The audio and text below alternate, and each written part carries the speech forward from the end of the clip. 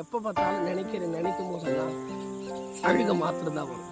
உண்மையான அன்புங்க, நான் ஃபேக்கான அன்பு நான் சொல்லலை. உண்மையான எனக்கு நிறைய நண்பர்கள் எனக்கும் என் வாழ்க்கையில் நடந்திருக்கு. அதனால தான் சொல்கிறேன். நிறைய பேர் நான் நேசித்தேன், அதனால தான் சொல்கிறேன். ஆமாம், அதை நான் நிறைய நேசித்தேன். அதை விட்டு போகும்போது அது ரொம்ப வலியாக இருக்கும், ரொம்ப பெயினாக இருக்கும். அதனால தான் இந்த வாசிக்கலாம் பாருங்களேன், 18 பாருங்களேன், 43:18 வாசிக்கலாம். முந்தினவைகளை நினைக்கவும் வேண்டாம், பூர்வமானவைகளை சிந்திக்கவும் வேண்டாம். நாளைக்கு ஃபியூச்சரை பற்றிலாம் நீங்கள் கவலைப்படாதீங்க, அதெல்லாம் கர்த்தர் பார்த்துப்பாரு.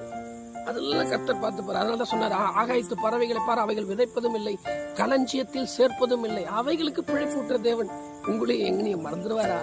இன்னைக்கு நிறைய பேர் பிரச்சனையை சொல்றது, ஐயோ நான் ஃபியூச்சர்ல எப்படி இருப்பேன், ஐயோ என் எதிர்காலம் எப்படி இருக்கும், எப்படியாவது ஒரு கம்பெனியோ ஆரம்பிக்கணும், எப்படியாவது ஒரு திருமண காரியம் பண்ணணும், இது நிறைய இருக்குங்க. இந்த ப்ராசஸ் எல்லாம் நீங்க போட்டு சுமக்காதீங்க.